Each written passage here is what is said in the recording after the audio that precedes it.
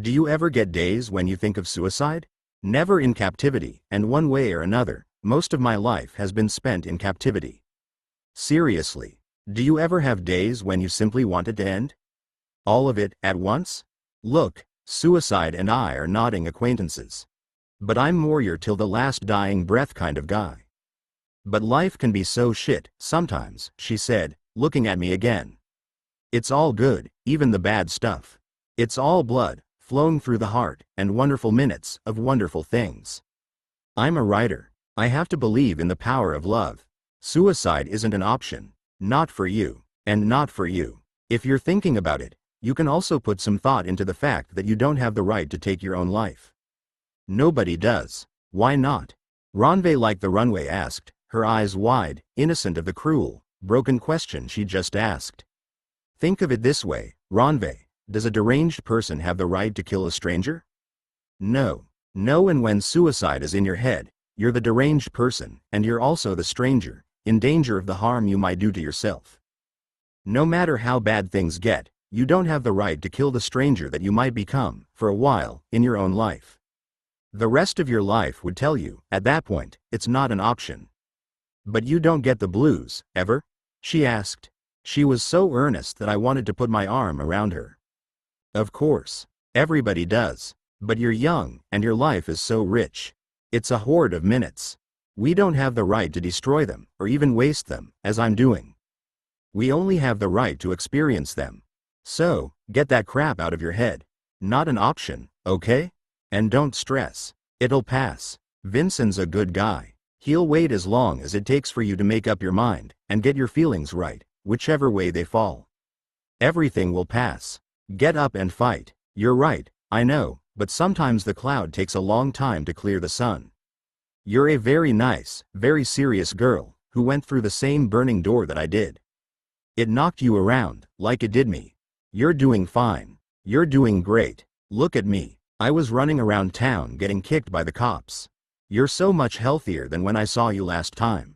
Talk to Idris before you leave. He's pretty cool. You are a criminal, she said flatly. It was a statement. Ah, sure. Can a woman who is not a criminal love a criminal? Have you seen this? I had, but not often. Ah, sure. She looked doubtful, but I didn't want to convince her. You're gonna have to talk to Vincent about crime and punishment, I said. It's none of my business how another man makes his money on the street. Do you know that Stuart killed someone? You know, I said, looking up at the small groups of people talking and doing chores on the mesa. If we're gonna talk about Vincent, we should invite Vincent. Not now, she said softly. Not yet. I stood, and she stood with me. Do you wish, she said falteringly, do you constantly wish that you had done something else? It's just regret, I said. Regret, she repeated absently. You know how they have proof of life in a kidnapping? Not really. When someone's kidnapped, the negotiator wants proof that the kidnapped person is still alive. A phone call, or film. Proof of life. Okay. Regret is just proof of soul, Ranve. If you didn't feel it, you wouldn't be the nice person you are, and Vincent wouldn't be deranged about you. It's a good thing. And it's a better thing when it fades, which it will, soon enough. We walked back toward the center of the mesa. Vincent joined us, a smile like an empty beach on his face. I'm going to talk to Idris now, Stuart, Ranve said, walking past him. Please collect me after 20 minutes. Okay, babe, he said, grinning after her, his eyes following her like puppies. What brings you to the mountain, Vincent? It was Ranve's idea. She was talking to Carla. That Carla's something, isn't she? I don't understand half of what she says. You're doing okay with half. She's the quickest draw I ever saw. How did you meet her? She saved my life, I said. Listen, they've just started the main fire. We can sit there while Ranve talks to Idris.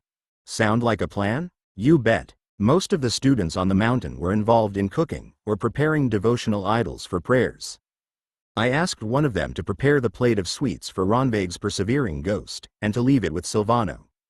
There was no one sitting by the fire. Vincent and I sat on box crates, looking through the flames at the flame of Vincent's heart, 20 meters away with Idris, and beyond sound. You know, Lynn, he said, turning to me, I wanted to come, anyway. I wanted to tell you how sorry I am for your loss. Lisa was a fine girl. Thanks, Vincent. You were at the service Carla organized. This is the first chance I've had to tell you, I appreciate it. It was nothing. We were honored to attend, man.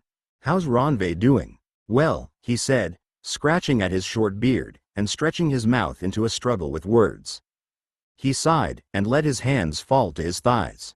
She's hurt. She's really hurt. I think, sometimes, that maybe I should get some professional help, a grief counselor, but then, I always come back to the fact that nobody will ever care about her as much as I do. Except for Ranve herself. Yeah, of course, kinda, when she's better. Now, actually. But, she's not 100% yet, man. She has to be her own principal caregiver, Vincent, just like you are for Vincent, see? Cut her as much slack as she needs. Let her explore. Explore? Whatever she wants to do, or try, support her in it. Just give her time and space. If she's yours, sooner or later she'll come to know it. Advice, from a man who wasn't with the only woman he ever loved, because he couldn't reach out from a shadow of the lost. Who the hell was I to give advice? Who the hell am I to give advice, man?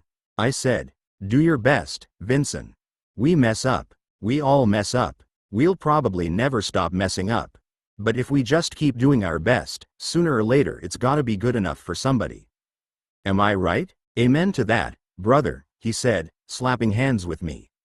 You know, I saw Concannon the other day. I was in Null Bazaar, visiting one of my dealers. He came in with a few guys. He was walking with a stick. It's black, with a silver skull for a knob. Pretty cool, although I wouldn't mind betting he's got a sword in it. No doubt. Did he say where he was staying?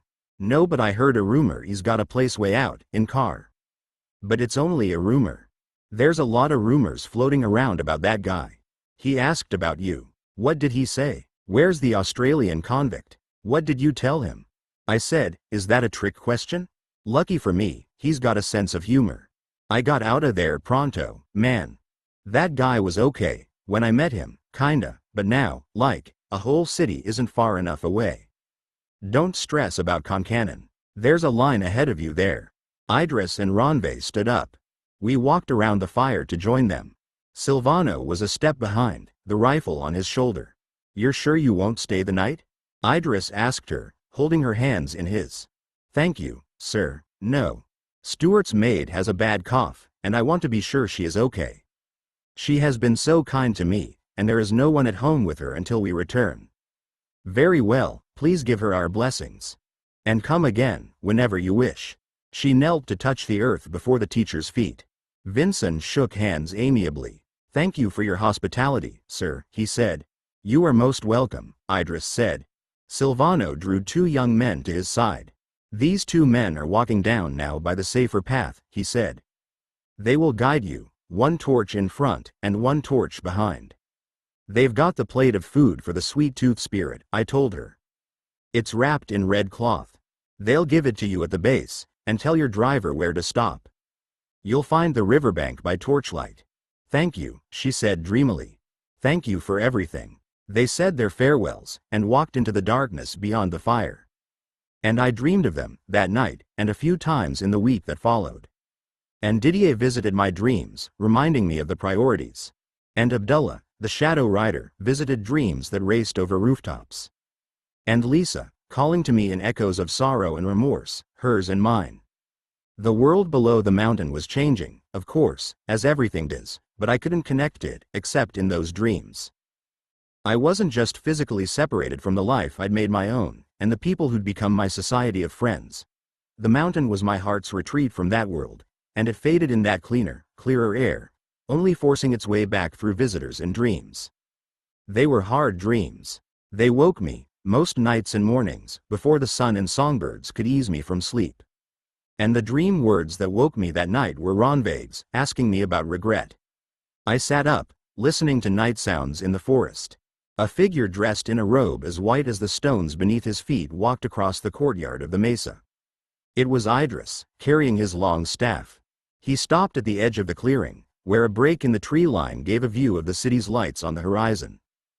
He stood there for a while, appeasing spirits of his own, perhaps, or walking his own tightrope between attrition and contrition. Then he walked back to his cave slowly, his face drawn in sadness, and his steps quiet on the shifting stones. Regret is a ghost of love.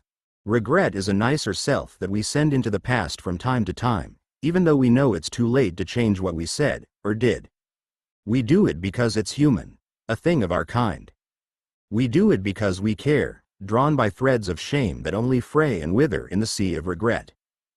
Along the way, regret, even more than love, teaches us that harm creates harm, and compassion creates compassion. And having done its work, regret fades to the nothing that all things become. I lay back, wondering if Ranve had placed the food beside the river on her way home from the mountain, and if the spirit she was resurrecting with remorse was free to leave her in peace. Chapter 44. I saw many visitors sweat their way into the mountain camp, and glow like stones in clear water when they strolled out again. The teacher was always gentle and serene. Nothing dislodged his benign smile. Nothing interrupted his trance of patient empathy. Until, that is, he was with Silvano and me, playing cards behind the shower screen. His equanimity capsized in the cardroom washroom, and he swore oaths against stupidity and cursed the malignantly uninformed. The devotees beyond the curtain could hear his tirades and cursing, but the thin sheet was enough to preserve the dignity that never failed when Idris was in public, and the air to their eyes. It was a peaceful enough place, an open prison. There was no authority, and no walls but those you had to climb inside. Yet the chains that bound the devotees who lived with Idris were no less severe. They loved him, and couldn't leave him without weeping distress. Mind you, he was an easy man to love. Non-evolutionary knowledge, he said, in one of our rare, undisturbed hours, 2 weeks after I'd arrived on the mountain. Summarize. Again, Idris? Again, impudent intellect, he said, leaning close so that I could relight his joint. Knowledge isn't knowledge, until the truth of it is self-evident in the sharing. Again. Okay. In a world where apples fall from trees, it's sufficient evolutionary knowledge to step out of the way from falling apples, or to catch one, or pick one up off the ground and eat it. All the other stuff we know, like the rate at which it falls, and the calculations that allow us to land a craft on Mars, is non-evolutionary. Not required, for evolutionary purposes. So, why do we have it? And what's it for? Is that a fair summary? C+. You left out that if you extrapolate all the branches of non-evolutionary knowledge, all the sciences, arts and philosophy to their logical extremes, you get knowledge about how everything does everything. And, well, in itself, nothing at all. At the moment, for example, based on our record here on Earth, the sciences and philosophies are giving us the means to annihilate ourselves, and most of the other species with us. So, in itself, all our knowledge means nothing. But, combined with our capacity to override our animal nature, and to express our uniquely human nature, which is a very nice nature, as it happens, it is everything. I'm not seeing it. You're looking right at it, but you're not seeing it. All animals have an animal nature. We have an animal nature that's pretty close to that of bonobos, I'm glad to say, but just like bonobos do, we act like chimps when we're under extreme stress. And that's our animal nature? Pretty much. But unlike chimps and bonobos, we don't always have to do that. We have the capacity to modify the way we behave. A chimp is a chimp is a chimp. But a human being can be anything that he or she wants to be. How, exactly? When we express our truly human nature, we create humane human things that don't exist in the animal world. Things like democracy and justice. There's no democratic front of chimpanzees. There's no court of justice for lions and zebras. I guess not, but we humans, uniquely, can shape our behavior with ideas and feelings and devotion and art. Things that come from nowhere else but our humanity. We make ourselves, don't you understand? There's plenty of animal nature on display, Idris, I said. I've put some of it on display myself. Of course, our animal nature expresses itself very frequently and not always pleasantly. Most of the bad news, anywhere, caused by man, is our animal nature, expressing itself without constraint. But the stuff in the arts pages and the science pages of the same newspaper has more to do with our humane human nature. I don't see a lot of good where I work. We can be anything we want to be, including angels. The best that we can do, when we're determined to do well by one another, is unmatched in the natural world. And when our humane human selves release our minds from vanity and greed, we will not only achieve miracles, we'll be the miracles that we're destined to be. It was a long speech, and as with many of his longer speeches, he ended it with a question. What is your understanding of the difference between fate and destiny? Fate, Carla once said, and destiny, his twin sister. I just can't live with the notion that we're not in control of our own destiny, and that fate can play with us, like so many toy soldiers. Fate doesn't play with us, Idris said, finishing a joint. Fate responds to us. How? He laughed. It was a day so bright, immaculate heaven so blue, that we were both wearing sunglasses. He couldn't see my eyes, and I couldn't see his.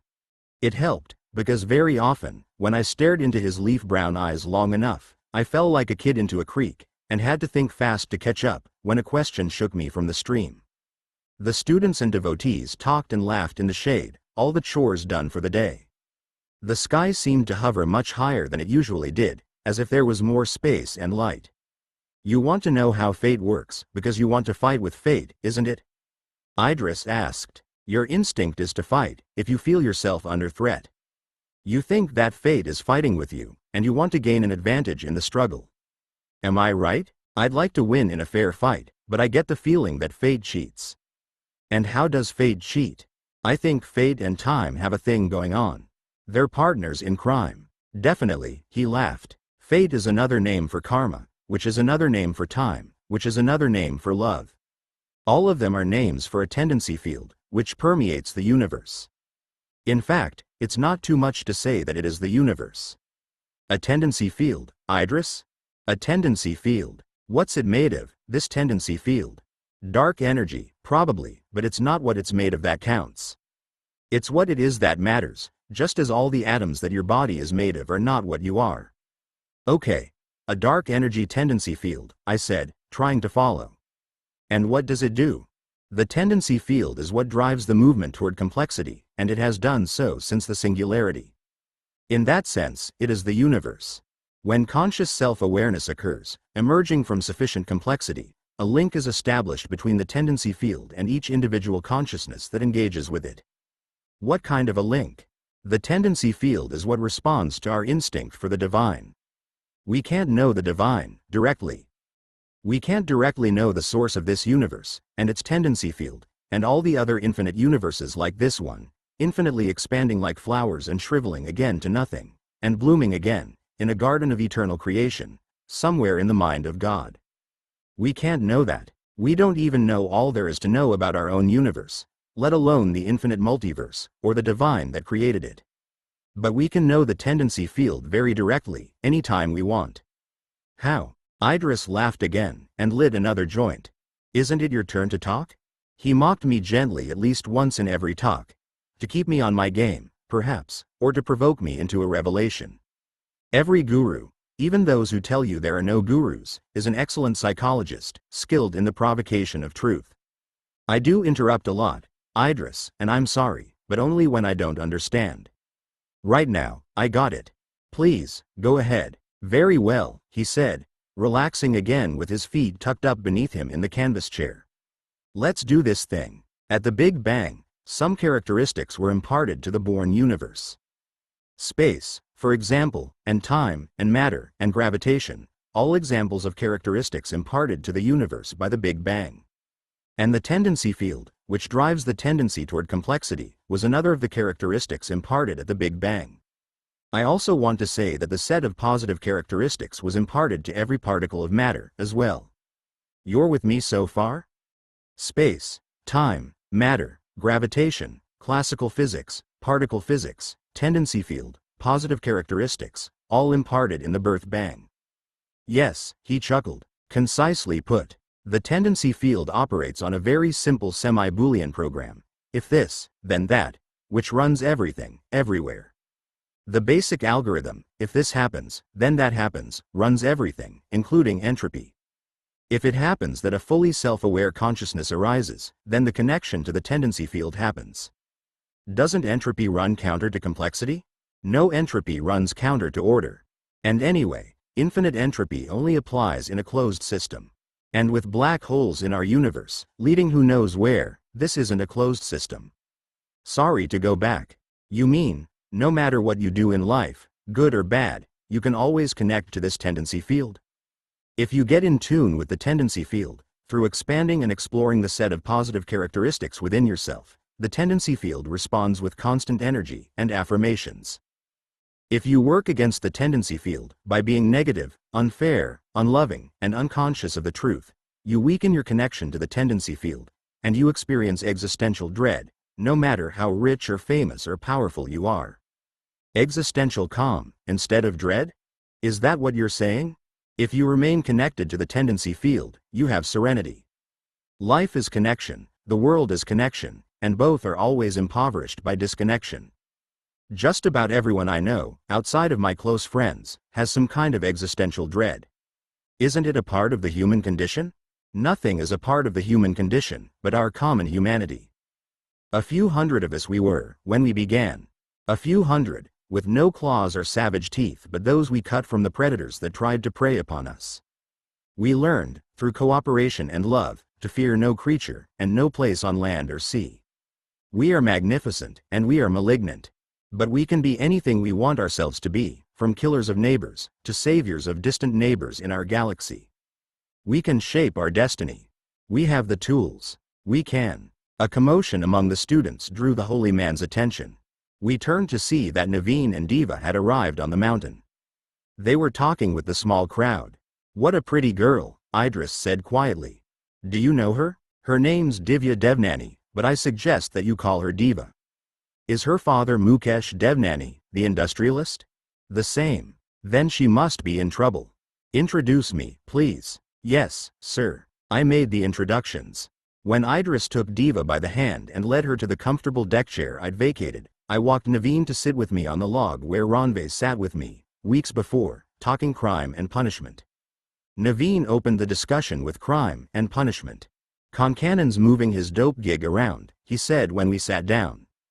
"It's a movable beast, and hard to pin down, but I'm starting to get a line on him. And there's a contract out on Ranjit." "You don't say. How much is it?" Naveen looked at me, all straight arrow detective. "Why do you want to know?" "Just curious," I said, smiling. "If there's a pot, I've got some friends who'd like to throw a few bucks in." "Matter of fact, there is," he smiled. "Legend has it, a local contractor and a local politician were trying to outbid each other to have him killed, but then joined forces to double the pot. That should keep him out of Bombay for a while. Check with anyone who knows Goa, if you can. I've got some friends from the company in Delhi. I'll ask around, and see if he's hiding there." "Hell, yeah." On another front, there were 2 fights between Sanjay Company and Scorpion guys in Colaba last week. Shots fired. 2 shops wrecked. That little war the Scorpions started at Leo's got hotter. One of their houses on Marine Lines was burned down. In retaliation, the newspapers say. A female nurse died in the fire. There's a helluva racket in the press. Sanjay was detained, but they let him go. Lack of evidence. I'd been in that house. I knew that Vishnu's wife was ill. That's why a nurse was in the mansion, a nurse who died. I knew that Vishnu wouldn't stop until the fire was burning in front of Sanjay's eyes. "Oh, and your friend Abdullah is back," Naveen added. "He said that he'll meet you when you get off the mountain. But he said to stay here at least another week." "Another week?" "That's what he said." "Damn, that was a news report. Thanks for coming up here to tell me." "Actually," he said, smiling, "we came up here with a friend of yours." I searched his eyes. He nodded. "Where is she?" "In that second cave, over there. She asked me to give her a few minutes before telling you, and nobody says no to Carla." Chapter 45. I ran across the slippery white stones, stopping before the entrance to the cave. I glimpsed inside. She was sitting on a wooden stool, examining a silver figurine of the goddess Lakshmi resting in her palm. I stood in the entrance to the cave, facing the wind as she'd done, the first time I'd seen her on the mountain. "Tell me a joke, Carla." She turned slowly to look at me. From the corner of my eye, I could see that she was smiling. "So," I asked, "you got a joke, or don't you?" "Okay. Why do cops call informers 2 slappers? 3 weeks I haven't seen you, and you give me cop jokes? It's 16 days and 8 hours. You want a joke, or don't you? Okay. Why do cops call informers two slappers? Because you gotta hit them once, to start them talking, and hit them again, to shut them up. Come here, I said. She kissed me, arms around my neck, legs stretched to toes, her body pressed to mine like two trees grown as one. I'm so glad to see you, I said. What's with the 10 minutes? Naveen had to stall me. I was a little hot from the climb, and I wanted to look cool. For you. Let's go someplace. I took Carla to Savano's Point, where we sat on stony grass with a wide view of the trees below. A breeze hit the cliff in waves, rolling up from the valley in gusts of warm air. Trees on the cliff edge swayed, sprinkling feathered shade. Tell me everything, she said. That's funny. I was just going to ask you the same thing. No, you go first. There's not much to report. It's generally pretty quiet. It's kind of like a theme park, up here, for people who like housework. They're big on chores. How's that working out? Okay. I prefer chores to rules. Thanks for staying, Shantaram. I love you for it. I know it's not where you wanted to be. She hadn't explained why she wanted me out of the city, and I didn't ask her. I was just glad that she was with me. It's never boring, though.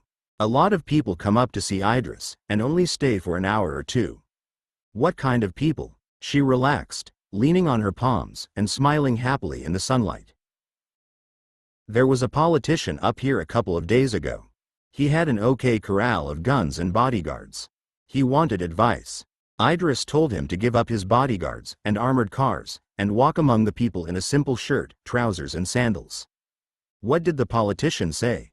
The politician said that if he did that, he'd be murdered. There's your problem, Idris said. Go and solve it. I love that guy, she said. He should do stand-up. And half a dozen Shiva Sadhus came and stayed. They preferred their oxygen smoked, argued with Idris day and night, and started waving their Shiva tridents over their heads, threatening to kill everybody. In the end, Silvano and I had to handle it. With Silvano's rifle? Of course not. You can't shoot holy men. We paid them to leave. Smart move. How's it been, with Silvano? Great. He's a good guy. I knew you'd like him, because he's a lot like you. Like me? Oh, yeah. I thought about it, but not for long. I like him. I'd like him on our team. Our team? We've got a team? I've been giving it some thought.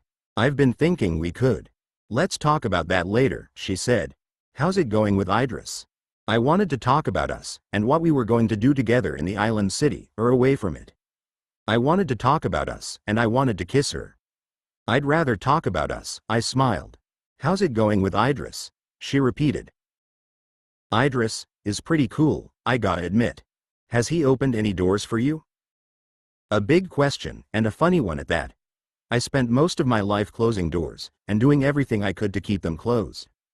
There was too much of the past that I didn't want to remember. Doors in the mind, certainly, I said. But if you mean, am I a transformed man? No, it's still me. She looked out at the view. The valley and the spurred village shimmering in the distance. Did you find Madame Jo? I asked. She's gone to ground, Carla replied, looking at the point where Earth strains to kiss the sky. Nothing at all? No one's seen her or heard from her since Didier and Naveen started asking around. She's probably still here. She's cunning. If she doesn't want to be found, she's invisible. Nobody's invisible. If she's still around, we'll find her. Naveen gave me a message from Abdullah. He told you to wait here at least another week. Abdullah called and told me. That's why I pulled Naveen up here with me. And Diva? That's something else. I wanted her to meet Idris. I have plans for Diva, and something tells me that Idris is a cosmic connection. Speaking of cosmic connections, I said, pulling her on top of me to kiss her. Earth smell through her hair. The sun touching us with warm light breaking through leaves, and winds rushing trees on the cliff with hot breath. Carla, can we sleep here tonight, Shantaram? We can sleep here now. Good. Then let's go back to the kids, and play nice. Well? We played nice with Naveen and the students. Idris kept Diva in conversation for 2 hours, and then insisted that the poor little rich girl stay the night, in a poor little poor girl cave, with the other girls on the mountain. Diva surprised me by agreeing immediately, and then unsurprised me by sending Naveen back to the car to fetch her essential supplies. When we'd eaten dinner and cleaned the dishes, some students left for the night, and others retired to the caves, to study or sleep. The night owls, my friends, sat around the fire, and sipped too sweet black tea, laced with rum. I stood to say good night to Idris and Silvano, sitting with me, on the other side of the fire. Naveen, Diva, and Carla talked and laughed together, firelight painting mysterious beauty. "That Diva is a remarkable young woman," Idris said softly, as she laughed at something Carla said. In her private conversation with Idris, Diva had made the sage laugh so hard that he got the giggles, and couldn't stop. Watching her laughing by the fire, the holy man chuckled again. "Don't you think she's remarkable?" I looked at her, sitting next to Carla. I couldn't see it. "I see a very spoiled girl," I said.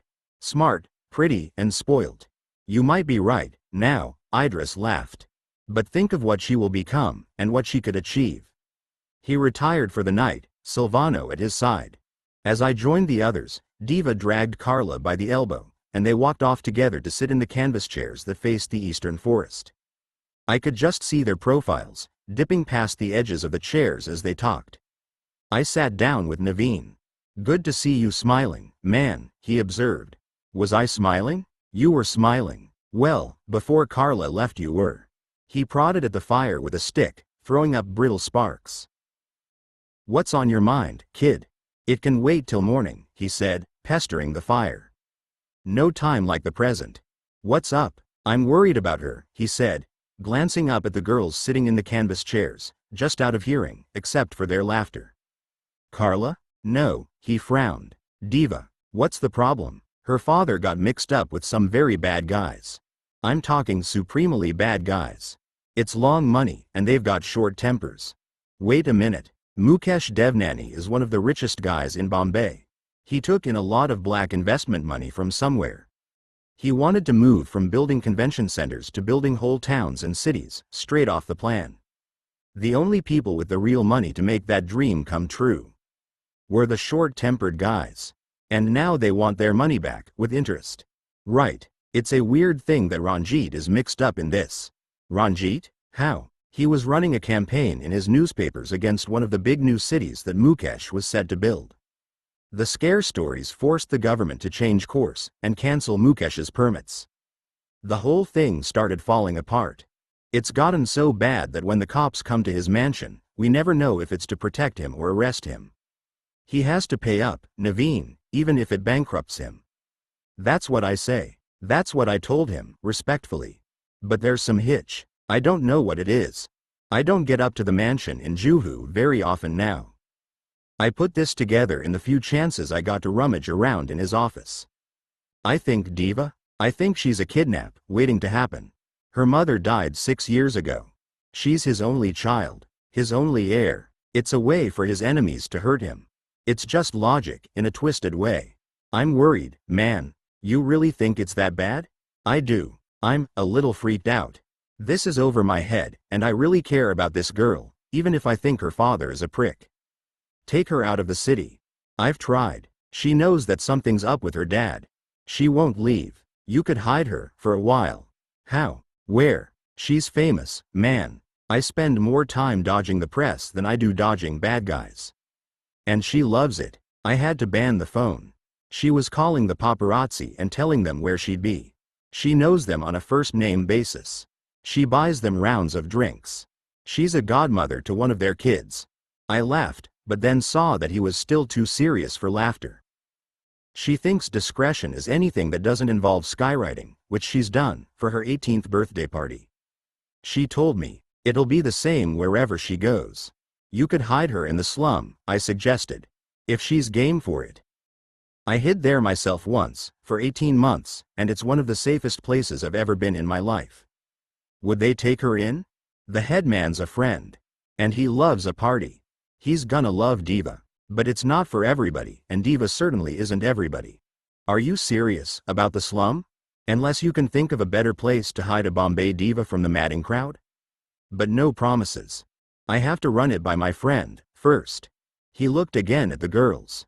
Carla and Diva were honking with laughter, covering their mouths and noses to smother the noise. They were drinking something. It looked good. Listen, Naveen, if you still think it's a good idea when I come down from the mountain, I'll ask Johnny Cigar about it. Okay? I'm not sure how I'd to sell it to Diva, but okay. Yeah, please do it, Lynn.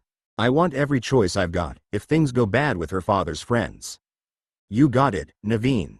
Let's find out what the girls are drinking. We talked together for a while, four friends bound in fear as much as in faith, in comradeship as much as companionship. At the first break in laughing talk, Carla and I said goodnight, gathered a batch of blankets, some water and a lunchbox, and walked by torchlight to Savano's Point. I set up a bower for us, using 2 blankets as lean shelters, and padding the ground with the rest. We settled on hips and elbows. I opened the lunchbox to show cold fried pakodas, pineapple, cashew and lentil cakes, a few handfuls of nuts, and Bengali custard in small clay pots. She closed it again, and emptied her purse, throwing 2 hip flasks, a cigarette case and a gold cigarette lighter with a small watch set into it onto the blanket. The hands on the watch were set at 23 minutes past midnight. The watch on your lighter has stopped, I said, reaching for it. Don't wind it, she said quickly. I like it that way. Carla, I'll be back in a week, and I've been. Let me go first, she said. Okay, I'm putting some money into a business venture with Didier and Naveen. They're going to expand the detective business, and I think they're onto something. Okay, but I was actually thinking of a black market money franchise. I've got the contacts, and I can buy their cash, if not their loyalty. I can make a good living for us.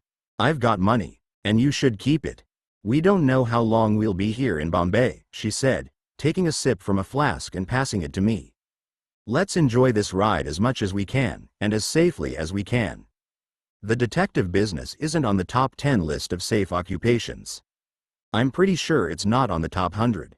It's still way above crime and punishment, Shantaram. Crime and punishment. How many times had I heard or thought that phrase, that echo of fate's laugh, in the last few days? How many times does it take? I don't see a place for me in that setup, Carla. You're a silent partner, she said. Like me. I am? The silenter the better. Silenter? You talk to people that Didier and Naveen can't reach. If we have to talk to those guys, who's gonna do that but you or me? Why not you and me together? Carla, I smiled, wanting to take her clothes off, and my clothes off, and stop talking. I can't move from committing crimes to solving them. My skill set is on the villain side.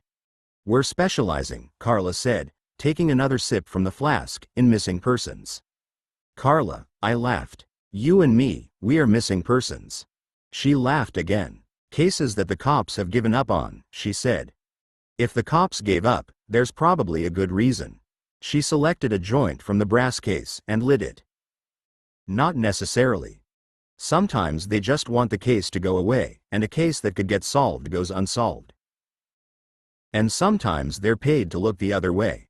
Runaway husbands, missing brides, prodigal sons, we're the office of last resort, for lost loves. I don't see any money in it, Carla. I'd be living on your dollar, it seems to me. There probably won't be any dollars. Not yet. It'll cost more than it makes. But private security and private detection will boom, in this country. It's a good bet. And fortunately, I've got enough chips to play the game, for a while. If it bugs you, keep a tab, and pay me back when the business takes off. Speaking of missing persons, any word of Ranjit? Not yet. There was a rumor he was seen on a yacht in the Maldives. I'm trying to check it out. For the time being, his proxy vote makes me a serious player. Good thing he was a lousy boss, and I wasn't. His entire news service is helping me track him down. Ironic, ain't it? Are you still at the Taj? Yeah, it's okay, for now. They've got good security downstairs, and I've got better security upstairs. Have you seen Didier? He's been hanging with me. He's pretty spooked about the acid throwers. You know how vain he is. He doesn't call it vanity. He calls it good taste, and I think we both agree. One way or another, she said, I'm gonna remove that woman from my harm's way. She shoved all the things aside and lay back on the blankets, one hand behind her head. So, Shantaram, now that you know my plans, are you in? Fate leads you to what you desire, and time makes sure that it's the wrong moment. Was I with her in her lost love detective agency plan? No, I couldn't work with the cops, and I couldn't turn anyone into the cops, which made me a lousy detective. She knew it. She saw it in my eyes, and in my breathing. The heavy breath of worry that we weren't on the same path away from the mountain. Stop thinking, she said. Tomorrow is just like you. It's never on time. The wind in moonlight, painting leaf shadow lace on her skin. Love in all the past lives, every time we'd loved each other and lost each other. Starlight on her sleeping face. There was no star in my sky that night. No light to guide me on that sea of what we were and what we weren't. But I didn't care. She was asleep in my arms, and I was already sailing home. Part 8. Chapter 46. I didn't throw in with Carla, Naveen and Didier in the Lost Love Bureau. Call me stubborn. Naveen did. Call me crazy. Didier did. Call me a free spirit. Carla didn't. She didn't speak to me at all. She didn't even respond to my messages, but sent a message of her own, through Naveen, to stay away until she cooled off. I got hotter, instead, and bought Didier's black market crime portfolio. He'd become a legitimate businessman, a partner in the Lost Love Bureau, 2 doors down from my own, and decided to turn his back on black business.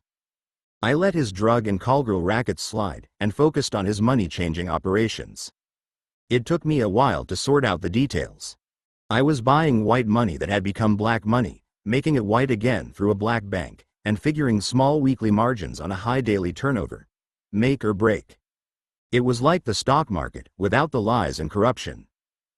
When Carla finally responded, late in the second afternoon after coming down from the mountain, I raced to meet her at the seawall in Juhu where we'd talked of Lisa, our own lost love, weeks before. And as evening strollers passed us, smiling happily, and the sun began to fall, Carla wept and told me she wasn't angry with me. She was troubled by Ranjit and Lisa. What was Ranjit doing there with Lisa that night? What was she doing with him? Since I came back to Bombay, I can't stop thinking about it. She cried into my chest, and then stopped crying, as I held her.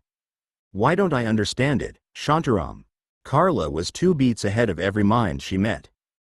The mystery tormented her, where it was just a slow burn in me. Sand in the wind, for her, and sand in an hourglass with Ranjit's name on it for me. I had to tell her to let it go, just as she'd once told me. We'll find him, I said.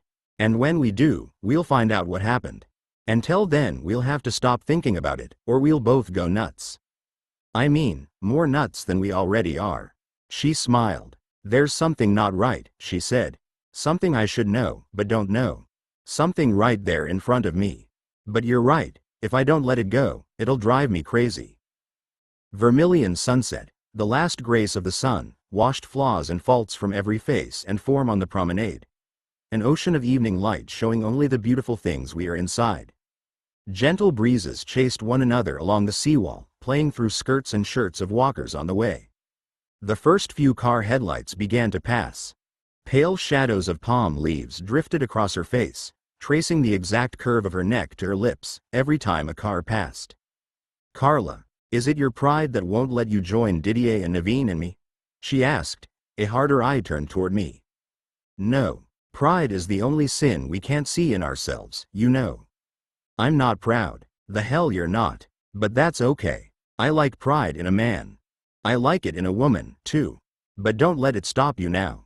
We can make this work. How, Carla? We might be here a week, okay, but we might still be here 3 years from now. This can start to build in 3 months. Security is the big thing in India in the next 50 years. I'm telling you, I've had 2 years to study this, with Ranjit's best advisors. You're serious, aren't you? I'm always serious when it comes to love. Love? I grinned, like an idiot. Pay attention, she jabbed at me. I'm talking business. Okay, I'm attentive. Money isn't gonna flow from the rich to the poor. It's gonna flow from the poor to the rich, faster than ever, and it's gonna stay there. That's so outrageously unfair that personal security can't lose as an investment. See? In a strange way. And the detective agency? We're a bureau, not an agency. We only take on one kind of case. Lost loves. We don't snoop or peep or shadow. We investigate missing loved ones. That's our way into the wider security business. We're gonna grow, and fast. How? If we want to grow, we need to know all the main players as friends. If we find missing loved ones for them along the way, they can't roll on us later. Plus, we get to know where all the skeletons dance. You really thought this through. Will you stop stating the obvious? Look, I follow your logic, and I see the point. Do you? This is something clean and right. I don't see the right on your side of the playpen. Right? We're talking about what's right, now. You know, whatever else happens on the ride, interesting stuff like success and failure and fun, the bottom line for me, now, is that it's gotta be right, and it's gotta make a difference, or I'm an hour yesterday. Finding lost loves? Would you prefer losing found loves? She snapped the words at me, because she thought I hadn't taken her seriously, but I was stung. Is that at me? At us? I'm not the one who's walking away from this, Shantaram. Carla, I'm yours. But you know I can't work with the cops. You can stay out of that part. The handing people over to the police part, or the giving evidence in court part? I can stay out of that? Didier will handle police liaison. He said he's looking forward to an interview with the cops where he isn't on the floor. It's not just that. I've got too much at stake, Carla. I'm wanted everywhere but here, and that's because I know who to pay. I stay on my side of the line. The cops leave me alone because I don't sell drugs or girls, I don't cheat anyone, I don't beat anyone who hasn't got it coming, I keep my mouth shut when they give me a kicking, and I pay them regularly and well.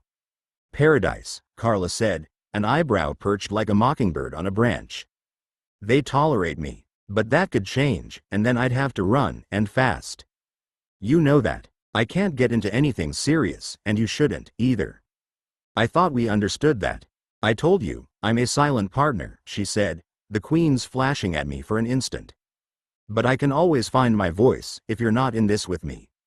There was a little silence. She was daring me to say the wrong thing, I guess, and maybe I did.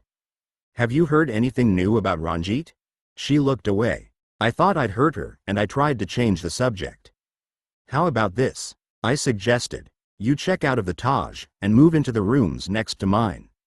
Next to you? I mean it, Carla. There are 3 rooms, with a balcony that looks out on a good street, and you said you like security. She thought about it, offering me 2 queens from the corner of her eye. Are you talking sleepovers? She asked, knowing I'm no good at that game.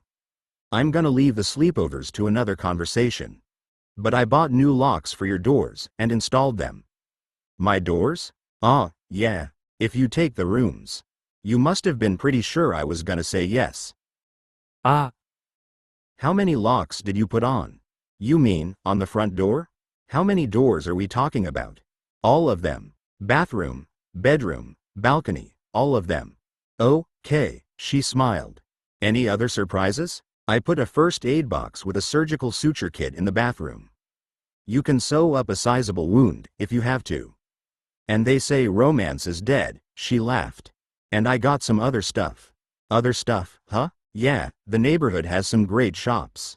I had the manager put a small refrigerator in your room, and stocked it with vodka, soda, lemons and the nastiest cheese I could find. Nice. And I taped a knife under the desk drawer. If you open it right, someone standing in the room wouldn't see you slip it out. Won't see me slipping it out, huh? And your bed has painted iron tubes. My bed has tubes, she laughed. Yeah. I checked the end caps. They came unscrewed on the head end of the bed. I put a roll of money in one, and a skinny knife in the other. Just in case. Handy. And I bought you a sitar. A sitar. What's that for? I'm not sure. It was in the music shop downstairs, and I couldn't resist it. You know, there's no room service, I said, cutting her off. But there's a sitar store downstairs, and the manager upstairs is crazier than I am. And all in all I think it's a good idea for you to move in with us, Carla. Are you game? Honey, for the rest of your life, I am the game. Do you mean it? I mean it. Good, let's get you settled, neighbor. She rode back with me. We followed Randall, as he returned to the hotel. I resisted the impulse to swing the bike out and pass. It wasn't hard. She had her left arm over my shoulder, her right arm in my lap, and her head resting on my back. I wanted to keep on riding until the bike said enough. You know, I said, as I walked with her to a quiet corner on the steps of the Taj Hotel. We could just keep on riding until we're far enough away, or the bike says enough.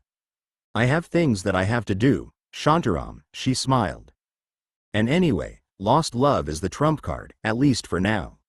Our first official bureau case is Ranjit, and we're gonna find that rodent, wherever he is. Official case? I registered us with the police, as a bureau. I fast-tracked it, using Ranjit's man. He's a corporator, and he was glad to see me. Since Ranjit's disappearance, the juice has stopped flowing. When I went to see him I had all the right American fruit. He's a nice guy, except that sometimes his face is greedier than his mind. It was my turn to laugh. Let's talk about it later, she said, pulling me to her and holding me close, shell within a shell perfect. Get a good night's sleep, she said, beginning to pull away from me. Okay, what? You're gonna need all the sleep you can get, she said. If you're turning me down at the bureau, and going out as a freelancer. Wait a minute, I can't come back and see you, later tonight? Certainly not, she said, pushing free and walking the last steps to the door. And anyway, it'll still be there, in the morning. What'll still be there in the morning? Lust, she said, pausing at the door. You remember Lust, don't you, Shantaram? Pretty girl, lot of fun, no scruples? The door closed. I was confused again. Then I smiled again. Damn it, Carla. I rode back to the Amritsar Hotel in a predicament, and found the manager in a quandary. His face was in a large box, labeled Quandary Inc. What's the dilemma, Jaswant? There's supposed to be a phaser pistol in this box, he said, looking up at me absently, his hands still searching through foam packaging. Ah, here it is. He pulled the toy pistol from the box, but his triumph faded quickly. This is all wrong. The photon emitter is in the wrong place. And the deflector shield is missing. You can't trust anyone, these days. It's a toy, Jaswant, I said. A replica, he corrected. And not an accurate one.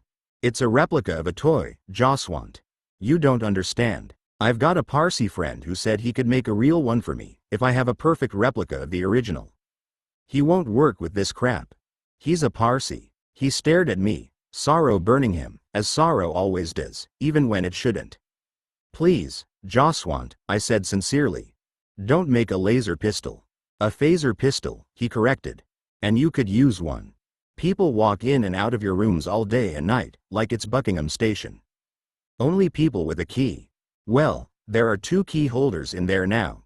I found Naveen in the chair, near a desk I'd bought from the trophy store downstairs. He was playing my guitar, and better than I played it, but that put him on a list of anybody. I looked into my bedroom and saw Didier on the bed, his elegant, Italian shoes on the floor, laces inside. He waved hello. Nice playing, Naveen, I said, throwing myself into a chair. Nice guitar, Naveen replied, playing a popular Goan ballad. I found her loitering with intent, in a music store downstairs. No place for a guitar like her, he said, switching to Pink Floyd's, Comfortably Numb. She's a high-maintenance crazy love guitar, like Diva. What's the Diva situation? I asked. Not good, he said, still playing. That's why I'm doing guitar therapy. I cleared it with Johnny Cigar, this morning. A Bihari clan moved out, leaving 6 empty houses. There are 2 huts reserved, a few steps from Johnny's house. One for her, and one for you. Can't come a minute too soon for me, Naveen said, putting the guitar aside. I think you're right. I asked around today in the Fort area. Her dad's in big trouble. The bookies have him at 50-1.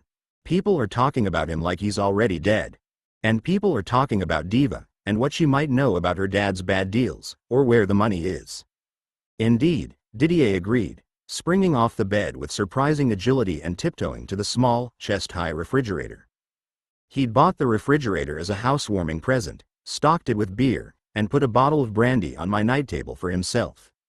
He threw a beer to me, and one to Naveen, and settled himself again comfortably on my bed. I have made some inquiries of my own, he said.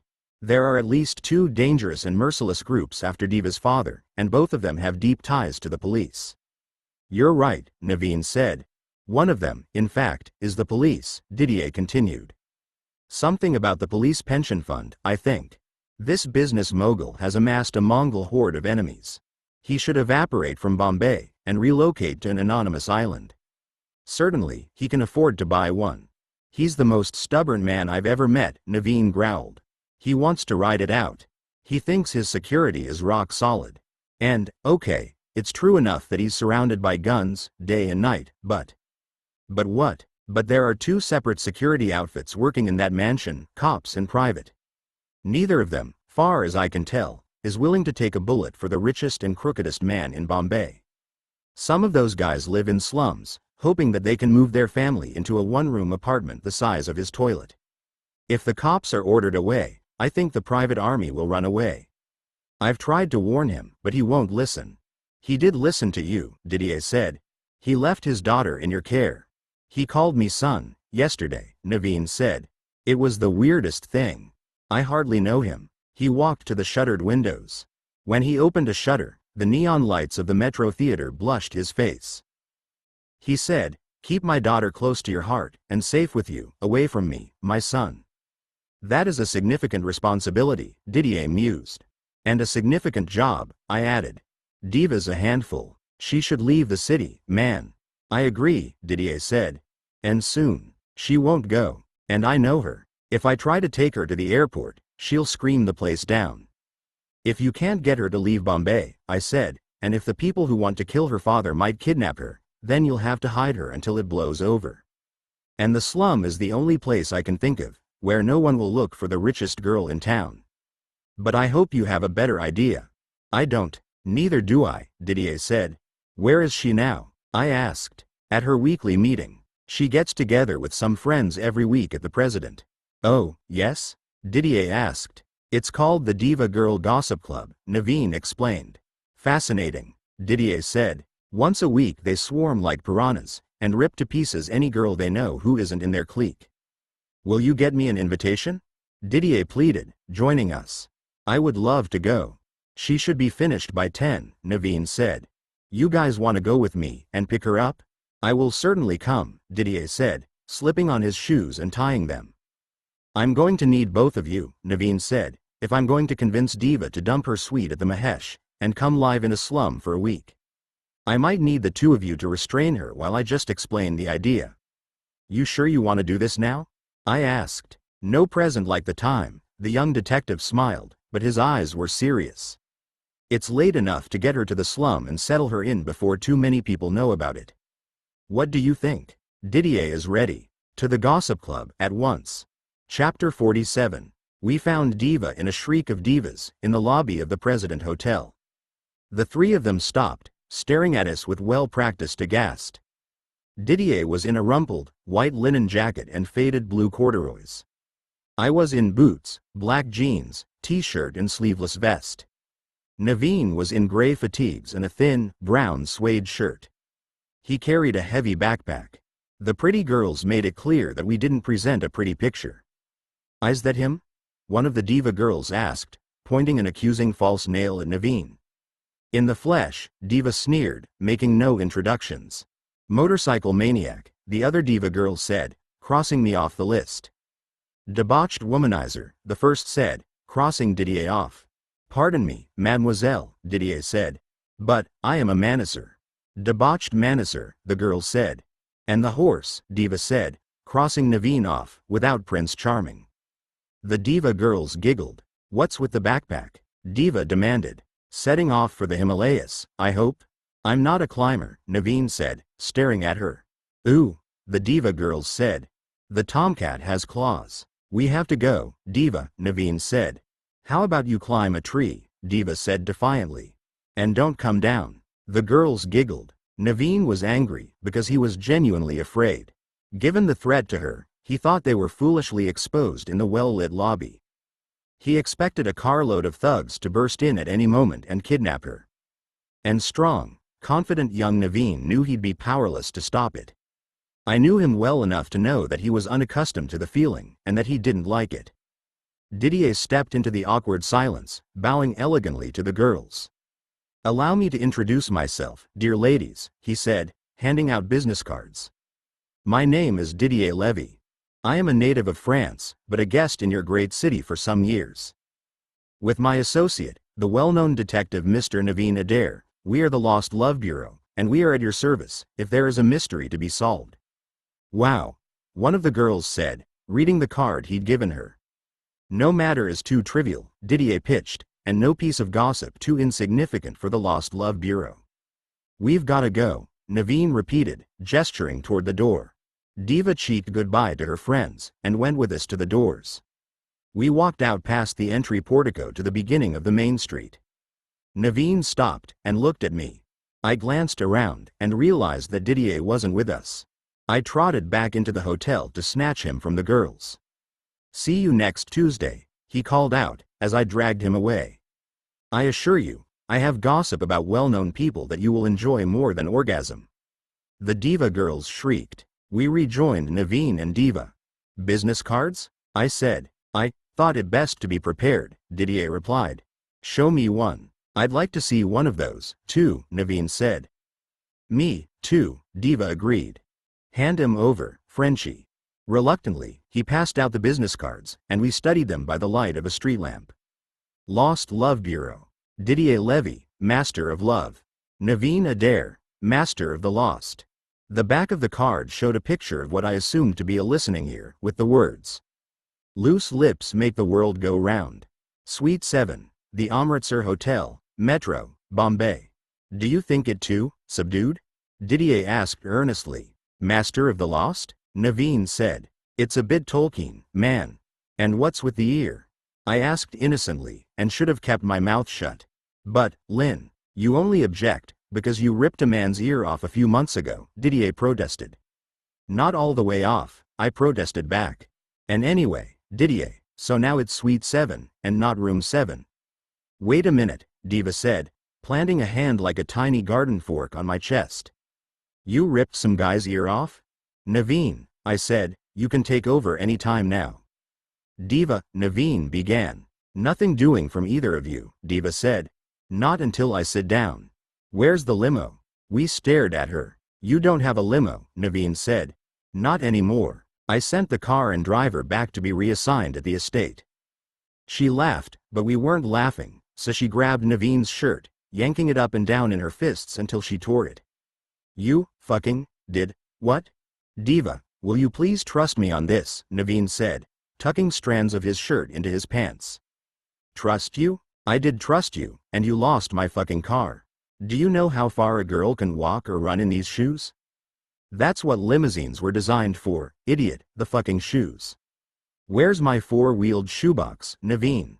Can we have this conversation off the main street? There's a corner just ahead, with a laneway. You must be. Please, Miss Diva, Didier said. You can surely understand that we three men would not be here, appealing to you in this way, if we did not care about you, and if we did not judge it prudent. She looked from face to face and then stormed off. She turned into the lane and stopped halfway, her back against the wall. One foot was raised behind her, resting on the wall. She was wearing an elegant yellow skirt, a white high-necked blouse and ankle-strap heels. Her skirt was split at the side, and her short, fine legs were revealed by the pose. She was a girl who knew how to pose. She'd posed for every magazine in the country. I glanced at Naveen. He was studying her with the eyes of love, desire, stripped of hunger. We tough guys fall fast, and we fall hard, Didier had said. And there was no doubt that Naveen Adair, the Indian Irishman, was a tough guy falling somewhere. Naveen let her have it. She was stubborn and proud. He knew that he had to be brutally honest to have a chance of convincing her of the dangers she faced. Every twisted deal that untangled itself at the feet of a gangster, a crooked politician or a cop, gunning for him, spooled out in front of her. Her foot slid down the wall, and she straightened up, bracing herself. The threat is very real, Miss Diva, Didier said gently. We have all examined this matter, and we have all concluded that your safety is in peril. They're bad guys, Naveen said. And your dad's surrounded by good guys he doesn't trust. I think that's why he gave me the job of making sure you're safe, and told me not to bring you back to the mansion. Mummy, she moaned very softly, calling out to a ghost. I recommend leaving, Miss Diva, Didier advised. Fast, and far away. I would be honored to arrange it. Lynn can provide the false papers. There is sufficient money. You would be safe, until this matter is resolved. I won't leave while my dad's still here, she pouted. What if he goes to jail? He'll need me. No matter what else I have to do, I won't leave Bombay while he's here. The alternative is hiding here, in the slum nearby, Naveen said. That's what I've been trying to tell you. The slum? First, you tell me that my dad is a crook, and that other crooks are trying to kill him, so they might kidnap me or kill me, which I've been dealing with all my life, and now. It's really bad, Naveen said. I mean, I told you, Diva. I'm scared myself. Please, listen to us. I lived there, Diva, I said. You'll be safe in the slum, and it shouldn't be for long. The slum? She repeated, trying again, but there wasn't much fight left in her. Do you have someone close enough to you, to trust with your life? Didier asked. The slim socialite flinched as if he'd shocked her, more than her father's misdeeds, or the threat to her own safety. She backed away half a step, and then regained her composure. I've got a lot of distant relatives, but no one close. My mother was an only child, like me, and my father's brother passed away 2 years ago. Since my mother died, there's only my dad and me. I'm not going anywhere. Hiding in this place, Miss Diva, will not be pleasant, Didier advised. The people are civilized, but the circumstances are primitive. Do you not wish to reconsider? I'm not leaving. I told you so, Naveen said, adjusting the backpack. I left them talking, and went to check the end of the laneway. The street at the end of the alley led to the white arches and porthole windows of the World Trade Center, and then to the slum beyond. It was quiet. The pavement dwellers had settled down for the night on footpaths. Frisky dogs, hungry for their own hour of power, jerked, jumped and barked. An almost empty bus swept around the corner in front of me. Movie posters adorned the sides like heralds, draped over a war elephant. Street lamps showed the entrance to the slum, near the end of the street. I knew how hard the life was in that slum. I knew how rich the rewards were. The slum was a jellyfish, an empathic dome of common cause. Filaments of love and common suffering touched every life. Diva walked toward me slowly, with Naveen and Didier. Naveen put his arm around her. She didn't push it away. Maybe he'd told her that the backpack she'd been teasing him about was filled with her things, which he'd hastily gathered for her from the suite at the Mahesh. Maybe, as other loves closed for her, she was finally opening to him. She came into the light, and I saw that she was afraid. It's gonna be okay, kid, I said, making her look me in the eye. You've got a pretty cool ride ahead of you, with pretty cool neighbors. I heard the neighborhood improved a lot when you moved out, she said, but there was only a candle fire in it. So, tell me, slum dweller, is there anything I should know? The more you go with it, I said, as we neared the wide path beside the open latrine, leading to the slum, the better it gets. That's what my therapist said, she muttered, before I sued him for harassment. You won't be harassed by anything but love in the slum, I said. But that takes some getting used to, as well. Bring it on, the brave, scared socialite said. Tonight, I'll take all the love I can get. Chapter 48. The path was rough, dusty earth and stones. To the right, a long wire fence cordoned off the gleaming windows of showcased goods in the World Trade Center. To the left was a wide field where women and children found a place to relieve themselves among the weeds and shrubs and piles of other people's relief. A woman was squatting in the darkness, obscured by scrubby plants. Some kids were squatting in the stony grass beside the path. As Diva passed, the kids smiled and said, "Hello. What is your name?" When the path began to descend toward the sea, we caught our first glimpse of the slum. A tattered cloak, thrown over a fragment of coast beside the gleaming towers of the rich, across the little bay. Holy fuck, Diva said. The slum, at night, was its own dark age. The light in the houses came from kerosene wick lamps. There was no electricity, and no running water. Rats swept through the lanes in black waves every night, devouring piles of garbage left like dark offerings. That smell of kerosene and mustard oil almost burnt, and incense and salt wind from the sea close by, and the soap of desperate cleanliness, and honest sweat, and the scent of horses, goats, dogs, cats, monkeys and snakes. All those aromas assaulted Diva as we wound our way by torchlight to Johnny Cigar's house. Her eyes were wide, but her lips were pressed into a determined frown. She held Naveen's arm, but her high-heeled shoes staked out a sure path on the uneven ground. Johnny Cigar was waiting for us, dressed in his temple best. "Welcome, Anu," he said, pressing his palms together and bowing to Diva. "My name is Johnny Cigar. I hope you don't mind it, that I'm calling you Anu. I have told everyone that you are my cousin Anu, visiting from London." "Okay," Diva said uncertainly. "To help you settle in peacefully here," Johnny added, "I told them that you are a little bit mad. That should explain your angry temperament." "My angry temperament?" "Well," Shantaram said. "Shantaram, huh? I have also told everyone that some people are searching for you, because you stole something from them, so we must keep your stay with us a secret." "Okay, I guess. Oh, yes. This is the safest place for thieves outside the Parliament building." "That's reassuring," Diva replied, smiling. "I think you may be surprised how many famous people hide in the slum with us. We had a cricket player hiding here once. I can't tell you his name, but when we played together, he told me." "Shut up, Johnny." Johnny's wife, Sita, emerged from the house, her red and gold sari whirling sails around her slim figure. "You don't even know what I was talking about," Johnny said, his feelings hurt. "Shut up anyway," Sita snapped. "And leave the poor girl alone." Two other women joined her, and they led Diva to the hut reserved for her, a few paces away. Naveen and Didier followed. I looked at Johnny. "Coming along, Johnny?" "I'm going to give Sita a minute," he said. "Trouble in paradise?" I asked, opening my big mouth. "You don't know the half of it," he said, wiping a hand through his thick, brown hair.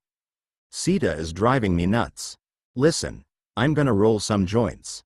For Diva. I think she'll need them more than blankets if she sleeps here tonight. Why don't we sit inside and I'll get to work while you talk?" He talked. I learned more about Sita in half an hour than any man should know about another man's wife. I tried to take her side once, in fairness, but he cried, so I had to stop. It was all Johnny after that. His suffering was measured in stations of the crosswife, each one with a scolding image. In the end, it came down to one thing. "Contraception," I said, rolling joints for Diva's slum orientation. "What are you saying? She wants another kid, and you don't." "Contraception. I'm practicing contraception at the moment," he pleaded, shifting uncomfortably on his seat. "We haven't had sex in 6 months. That's not contraception, Johnny, that's disconception. No wonder she's cranky. Sita believes that sex is for making children. I think sex is for making children and for making love, sometimes. She won't accept any birth control. When I tried to talk to her about condoms, she called me a pervert. That's a little harsh. What am I going to do? You see how beautiful she is, nah?" Sita was named after a kindly, self-sacrificing goddess, and for the most part she lived up to the name. But she also had a temper and a tongue that whipped it into shape. We thought about it for a while, as Diva's joints accumulated. "You could do the girl thing," I suggested, "and talk it out." "Not safe," he said. Or you could do the guy thing." "The guy thing?" he asked, his eyes squinting suspiciously. "The guy thing is to ignore it, and hope she gives in before you do." "I'm going with the guy thing," Johnny said, punching his palm. "It's so much safer than the truth." "Don't be too sure," I said, gathering up the rolled joints. "Women have a psychic witchy spooky talking to the dead way of knowing everything you think. So, sooner or later, you've gotta do it their way anyway." "Of course," he hissed. "That's how women get back at men." "How's that?" "By making men become women, for a while. It's cruel, what they do, making us talk to them, Lynn. It's scary, and men have difficulty with scary. It makes them want to fight. Speaking of scary, let's go find out how Diva's doing." Diva was surrounded by young girls up past their bedtimes, asking her about everything she wore, and everything that spilled from Naveen's pack. Johnny and Sita had covered the earthen floor with a blue plastic sheet, and they'd covered that with patchwork quilts. There was a clay matka water pot in the corner, with an aluminium plate on top, and an upturned glass. That pot was all of Diva's water for a day. All she had for drinking, cooking and doing the dishes. There was a kerosene pressure cooker in a corner, with 2 burners. A metal cabinet on high legs held 2 metal saucepans, some foodstuffs and a carton of milk. Another metal cabinet with 3 shelves was for her clothes. A kerosene lantern rested on that cabinet. The low light seemed to hover on faces and in corners. Apart from a decorative swirl of artificial flowers, hanging from one of the bamboo support poles, there was nothing else in the hut. The walls were made from woven reed matting, the gaps and chinks stuffed with sheets of newspaper. The roof was a bare plastic sheet, draped over the bamboo framework of the hut. The black plastic roof was so low that I had to stoop a little. I'd spent a lot of time in the humid swelter of a hut just like hers. I knew that an unpleasantly hot day on the city's streets became an inferno in a small hut, each breath a struggle, and sweat dripping like rain from drooping leaves. I looked at her, the Bombay diva, sitting on the patchwork blankets and talking with the girls. I hadn't lied. It did get better when I lived in the slum, but only after it got so bad that I thought I couldn't stand another minute of teeming crowds, constant noise, lack of water, roaming cohorts of rats, and the constant background hum of hunger and fatally wounded hope. I couldn't tell her that the better days only ever began after the worst day. And I couldn't know that the worst day, for Diva, was only 24 hours away. I brought you some supplies, I said, leaning over to hand her the little pile of rolled joints and a quarter bottle of local rum. A man of taste and distinction, she smiled, accepting the gifts. Sit down, Shantaram, and join us. The girls were just about to explain whose ass you have to kiss, just to take a shit around here. I'll take a rain check, Diva, I smiled, but I'm gonna stick around for a bit with Naveen and Didier, until you sleep, so I won't be far. Is there anything else I can get you? No, man, she said. Not unless you can bring my dad here. That would be kinda defeating the purpose, I smiled again. But as soon as this situation with your dad settles down, I'm sure Naveen will put you together again. I hope so, she said. When I first looked at these skinny girls, I thought they could sell their slimming diet for millions, to my friends alone. But then I realized that they're hungry. What the hell is going on here? Welcome to the other side. Well, if I stay here for a week, that's more than enough time to change all that, Diva said. One of the girls translated her English words into Hindi as she spoke. The girls all applauded and cheered. Diva was triumphant. You see? The revolution has already started. The impish rebel fire was still in her eyes, but her face couldn't hide the fear that crouched in her heart. She was an intelligent girl. She knew that Naveen, Didier and I wouldn't insist on something as drastic as a week in the slum, if we didn't fear something more drastic on the open street.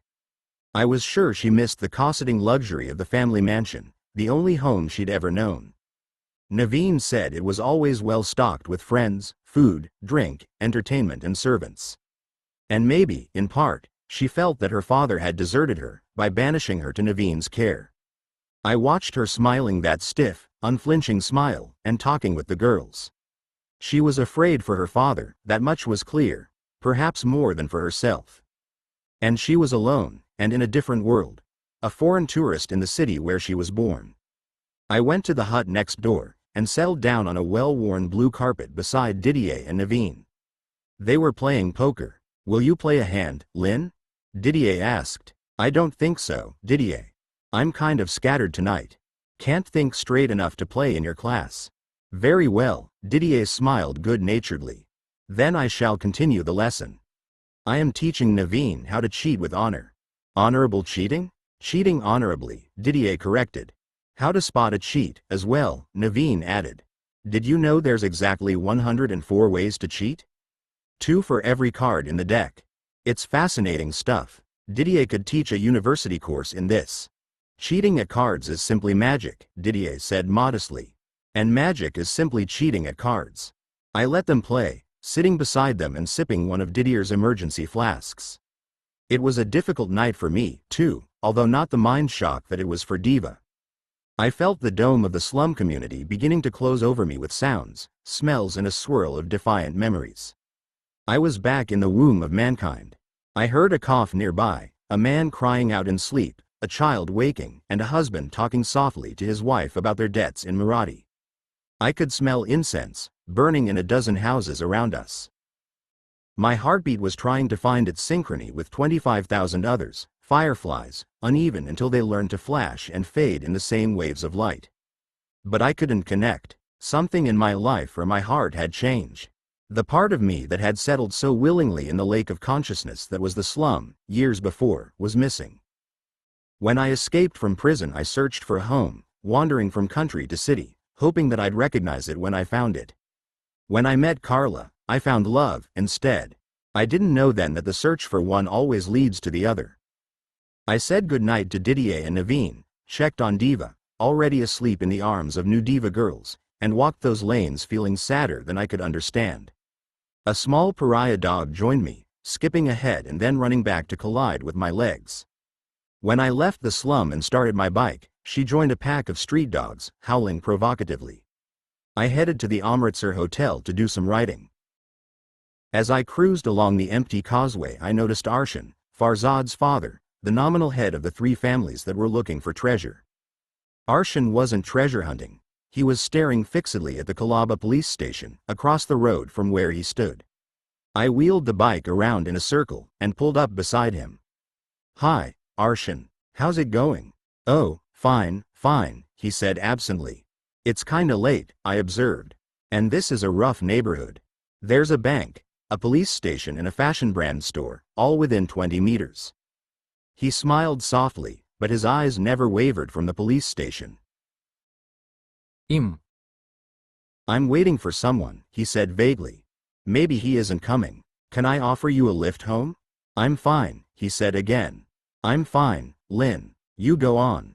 He was so distracted that his hands were twitching, reflexes driven by violent thoughts, and his expression had unconsciously settled into a grimace of pain. "I'm gonna have to insist, Arshan," I said. "You don't look good, man." He gradually brought himself back to the moment, shook his head, blinked the stare from his eyes, and accepted the ride. He didn't say a word on the way home, and only muttered thanks and farewell abstracted ly, as he walked toward the door of his home. Farzad opened for us, gasping in concern for his dad. "What is it, Pop? Are you okay?" "I'm fine, boy," he replied, resting on his son's shoulder. "Lynn, will you come in?" Farzad asked. It was a brave offer, because the kid was still in the company, and we both knew Sanjay wouldn't approve of him hosting me. "I'm good, Farzad," I said. "Let's catch up, one of these days." At the Amritsar I threw everything off and took a long shower. Diva, who must have enjoyed baths foaming with scented oils in her father's mansion, would have to wash in a small dish of water in the slum, and like the other girls, she'd have to wash fully clothed. Poor kid, I thought, as I dressed again, but reminded myself that Naveen was never more than a call for help away. And I wondered how long it would take the Indian-Irish detective to admit that he was in love with her. I made a no-bread sandwich of tuna fish, tomato and onion between slices of Parmesan cheese, drank 2 beers, and looked over Didier's black market scams for a while. He'd made pages of notes, with profiles on the key players, profit margins per month, salaries, and bribery payoffs. When I'd read them, I shoved the papers to the end of the bed and picked up my journal. There was that new short story I'd been trying to write, about happy, loving people doing happy, loving things. A love story, a fable. I tried to put a few more lines into the stream of words I'd already composed. I reread the first paragraph. "When it comes to the truth, there are 2 kinds of lovers. Those who find truth in love, and those who find love in truth. Cleon Winters never sought the truth in anything, or anyone, because he didn't believe in truth. But then, when he fell in love with Shanasa, truth found him, and all the lies he'd told himself became locusts, feeding on fields of doubt. When Shanasa kissed him, he fell into a coma, and was unconscious for 6 months, submerged in a lake of pure truth."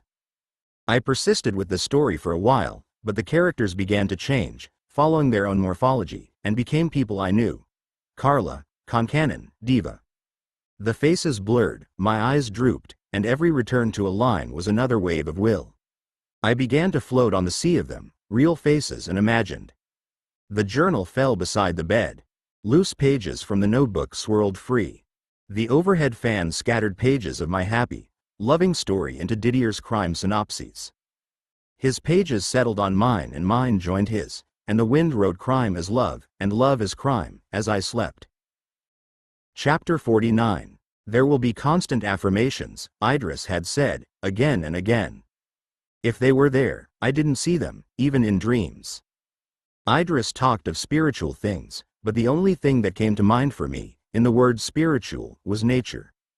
I hadn't found my connection to his tendency field, and out there on that fringe of the world, I didn't feel that I belonged to anything but Carla. I'd searched the faiths I could find. I learned prayers in languages I couldn't speak, and prayed with believers whenever they invited me to join them. But I always connected to the people and the purity of their faith, rather than the religious code they followed. I often had everything in common with them, in fact, but their God. Idris spoke of the divine in the language of science, and spoke of science in the language of faith.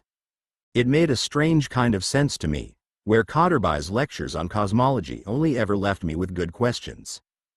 Idris was a journey, like every teacher, and I wanted to learn on the way, but the spiritual path I could see always led to forests, where talking stopped long enough for birds to find trees, and to oceans and rivers and deserts.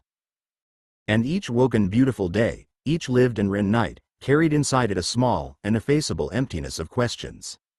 I showered, drank coffee, tidied my rooms and went down to my bike, parked in the alleyway under the building. I had a breakfast meeting with Abdullah. I wanted to see him, and I was afraid to see him, afraid that friendship had faded in his eyes. So I rode and thought of Diva Devnani, the rich girl in a very poor slum, whose father was watching the sand run through his fingers. I made a note to buy her some Kerala grass and a bottle of coconut rum for when I checked on her. When I parked my bike beside Abdullah's, across the street from the Sorab restaurant, I looked up slowly and reluctantly, but the eyes that met mine were as true as they'd always been. He hugged me, and we squeezed onto a small bench behind a table that gave us both a view of the door. "You are the subject of discussion," he said, as we worked our way through masala dosas and dumplings in mango sauce. "De Silva made a bet that you would not live to see the end of the month." "Anyone take the bet?" "Of course not," Abdullah said, between mouthfuls. "I beat De Silva with a bamboo rod." He withdrew the wager. "Solid. The talk from Sanjay is what counts, for now, and Sanjay wants you to live." "In the way a cat wants a mouse to live?" "More like a tiger and a mouse," he replied. "He thinks the scorpions are cats, and that they hate you more than De Silva does." "So, am I a target or a useful distraction, for Sanjay?" "The last. He does not expect that you will survive outside the company for a long time. But you are useful, in a unique way." "Uh-huh. While you live, you are irritating." "Thanks. Don't mention. In fact, I think you will probably be irritating, even after you are dead." "It is a rare quality."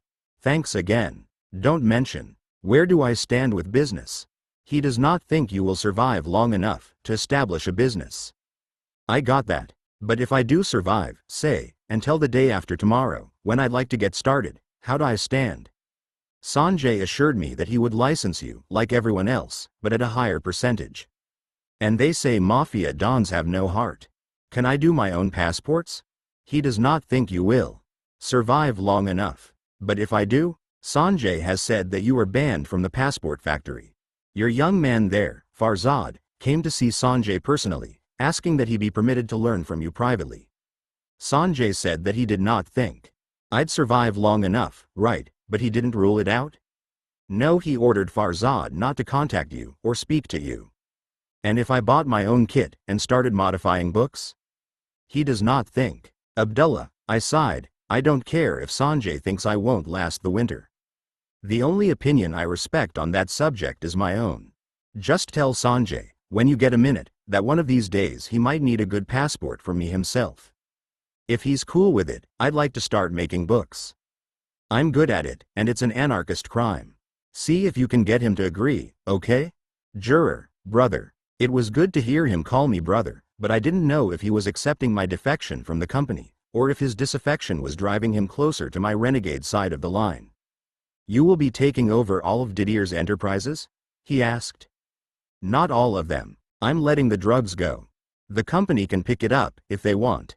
Amir can have it, and the escorts, too. They can have all of Didier's escort strings in South Bombay. I wrote off the debts, and let everyone run free. They're out there, doing their own things. But the company can probably negotiate them back again, I guess.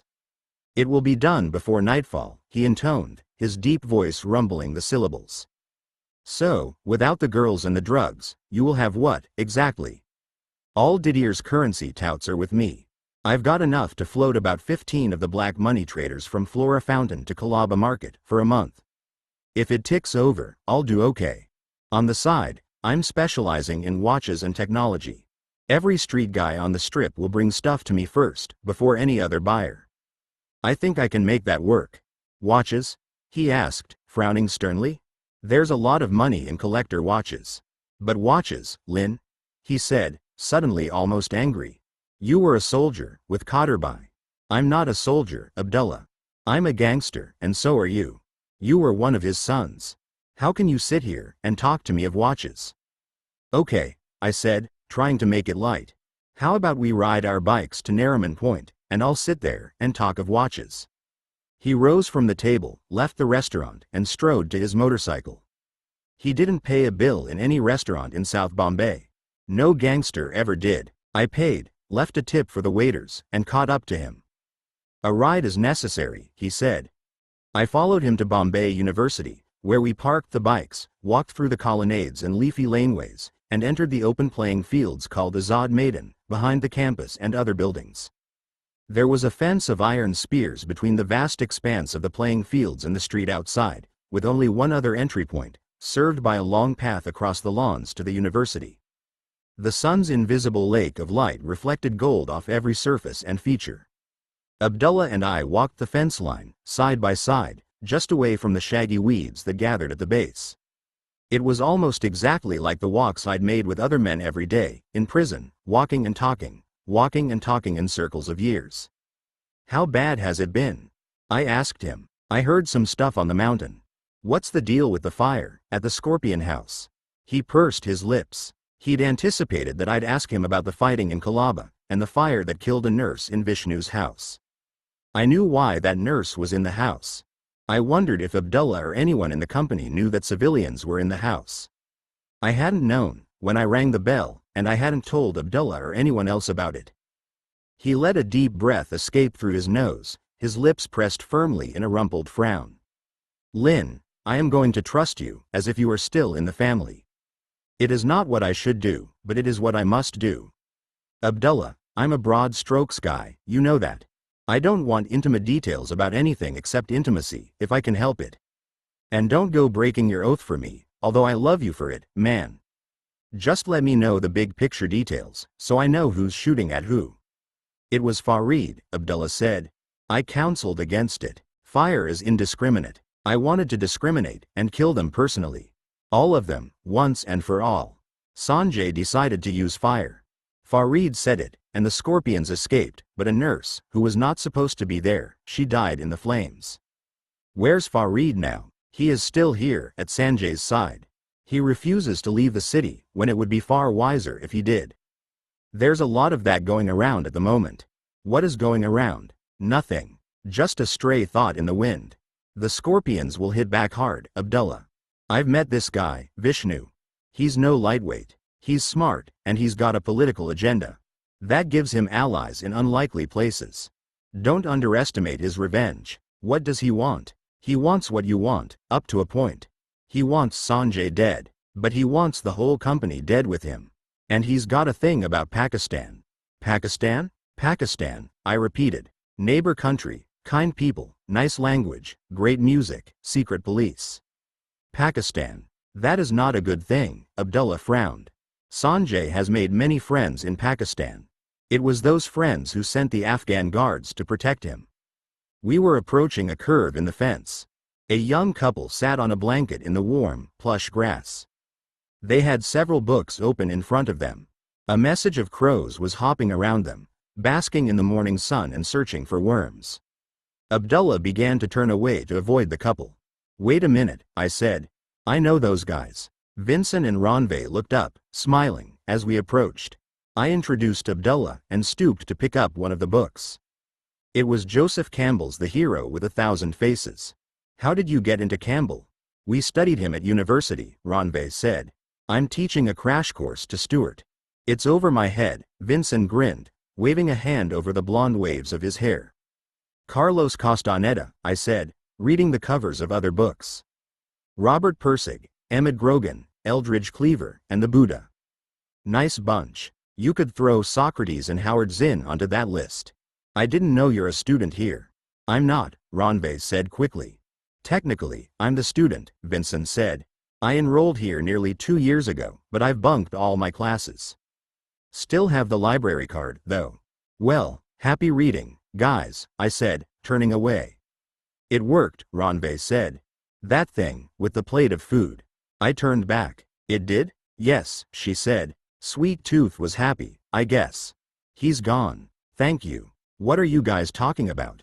Vincent asked, his face as perplexed as a 10-year-old kid's. One of the things I liked most about Vincent was that his face was so wide open that it gave nowhere for his feelings to hide. Whatever he thought or felt started in his face. He was his own straight man. Tell you later, Ranvez said, waving goodbye. Do those people also buy and sell watches? Abdullah asked, as we continued the loop of the playing fields back toward the campus entrance. Are we back to that again? Abdullah harumphed. There actually are people who harumph. I know quite a few, as it turns out. My theory is that harumphers have a tiny pinch of extra bear DNA than the rest of us in their setup. I have your guns for you, he said grudgingly. Tell me where you want me to deliver them. I know a guy who'll keep them safe, for 10%. I'll give you the details. Thanks, Abdullah. Let me know what I owe you. The weapons are a gift, he said, stung. I'm sorry, brother, of course. Damn nice. And speaking of weapons, I've got a meeting with Vikrant, my knife guy, in Sassoon Dock. Is there anything I can do for you? We approached the archway leading back through the campus to the street, but he stopped me before I could join the mill of students passing through the arch. There is something, Abdullah began, but he closed his mouth firmly again, breathing hard through his nose. Sanjay has forbidden us from befriending you, or contacting you, for any reason other than